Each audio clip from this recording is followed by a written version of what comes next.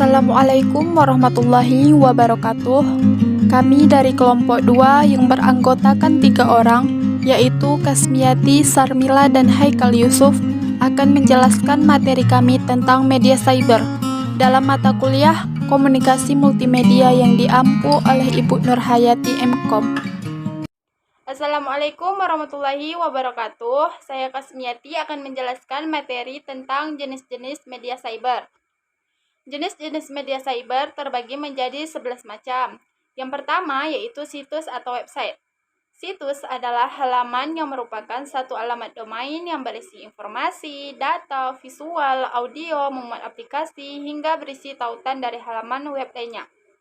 Yang kedua yaitu email. Email atau surat elektronik ini merupakan bentuk media cyber yang paling populer setelah situs.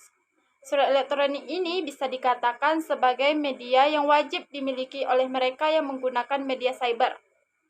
Selain kegunaannya untuk berinteraksi melalui internet, keberadaan email juga digunakan untuk penanda sekaligus prasyarat identitas bagi penggunaan jenis media cyber yang lain. Yang ketiga yaitu blog.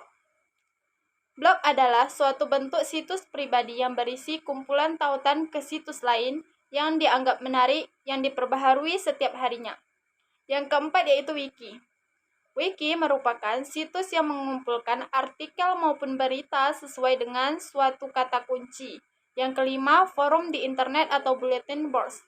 Fasilitas MyList atau disebut juga dengan istilah milis merupakan salah satu jenis media cyber yang digunakan untuk berkomunikasi.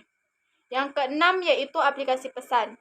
Teknologi telepon genggam berkembang tidak hanya sebagai perangkat untuk berkomunikasi seperti telepon atau SMS semata. Sebuah telepon genggam kini telah dilengkapi oleh perangkat yang memungkinkan warga bisa terkoneksi dengan internet atau smartphone. Yang ketujuh yaitu internet atau broadcasting. Internet tidak hanya menampilkan liputan berupa teks atau lampiran, file video dan audio semata.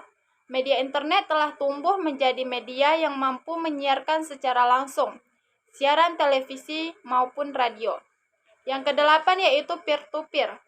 Seperti halnya cara kerja SMS, peer-to-peer merupakan media untuk berkomunikasi antar pengguna di internet, seperti untuk percakapan atau berbagi file. Yang kesembilan, DRS Contents Indication Format atau dikenal dengan sebutan RSS atau sindikan konten sebagai revolusi dalam perangkat lunak di internet. Perangkat lunak ini bekerja untuk mengambil dan mengumpulkan konten berita sesuai dengan keinginan pengguna. Yang ke-10 yaitu MUDS. Menurut istilah MUDS berasal dari Multi-User Domains atau bisa juga Multi-User Dimensions. Secara terminologi, MUDS diartikan sebagai suatu program komputer yang diatur sedemikian rupa, sehingga dapat diakses oleh beragam user dalam satu waktu secara bersamaan. Yang terakhir yaitu media sosial. Kehadiran situs jejaring sosial atau social networking sites atau sering disebut dengan media sosial seperti Facebook, Twitter, dan Skype merupakan media yang digunakan untuk mempublikasikan konten seperti profil, aktivitas, atau bahkan pendapat pengguna juga sebagai media yang memberikan ruang bagi komunikasi dan interaksi dalam jejaring sosial di ruang cyber. Baik, di sini saya akan melanjutkan materi kami yaitu bentuk-bentuk komunikasi di media cyber. Yang pertama dijelaskan bahwa komunikasi atau interaksi di dunia siber tidak masyarakat keberadaan dan kesamaan antara pengguna spatial, sender, dan receiver tidak mesti berada dalam lokasi yang sama sebagaimana yang terjadi dalam komunikasi dua arah. Yang kedua, menjelaskan bahwa di mana siber interaksi bisa dikondisikan, komunikasi bisa terjadi dalam kondisi ruang dan waktu yang sama dan bisa juga berbeda. Yang ketiga, bahwa interaksi yang terjadi dalam dunia siber pada kenyataan terjadi mulai medium teks. Teks dapat dalam bentuknya yang beragam dan juga melibatkan simbol, icons yang digunakan oleh pengguna dalam berkomunikasi di dunia siber. Ekspresi dan intonasi diwakili oleh teks.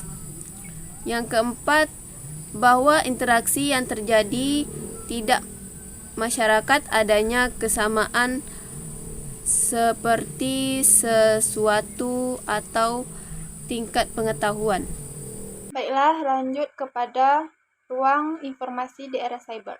Ruang cyber atau cyberspace merupakan ruang di mana informasi terbuka bagi orang yang mengaksesnya. Informasi berasal dari mana saja, dari timur maupun dari barat. Berisi kebenarannya dan kebohongan dan berbagai bentuk informasi. Informasi ini sedikit banyak akan memapar warga negara di era digital. Oleh karena itu dan peluang yang bisa didapatkan, selain itu warga negara digital diharapkan mampu mengatur diri mereka. Bismillahirrahmanirrahim. Assalamualaikum warahmatullahi wabarakatuh. Perkenalkan, nama saya Muhammad Haikal Yusuf. Baik, di sini saya akan membahas yaitu materi mengenai realita sosial cyber. Realita sosial cyber dapat diartikan yaitu realita sosial dunia maya. Dalam realita tersebut terdapat yaitu 3 yang menjadi realitas saat ini, yaitu yang pertama membangun avatar. Sederhana saja, avatar adalah dunia lain yang diciptakan seseorang dan hanya ada dalam masyarakat maya. Maka dunia maya adalah tempat membangun avatar, rumah, keluarga, dan hidup sosial. Yang kedua yaitu budaya selalu terhubung. Selalu terhubung bisa dilihat dari kecenderungan manusia untuk selalu berbagi lewat postingan. Postingan ini tujuannya, apalagi kalau tidak ingin diketahui orang lain lewat media sosial, atau untuk menulis status dan status tersebut dilihat banyak orang. Yang ketiga yaitu budaya komentar. Budaya komentar ada kaitan erat dengan budaya berbagi. Ketika budaya berbagi semakin marak, maka akan diikuti munculnya budaya komentar. Kalau kita lihat dalam media sosial, budaya komentar telah mendorong manusia untuk eksis dalam dunia maya. Berikut merupakan realita sosial cyber pada saat ini. Mungkin hanya itu yang dapat saya sampaikan. Wallahul muwaffiq ila aqwamit thoriq. Wassalamualaikum warahmatullahi wabarakatuh.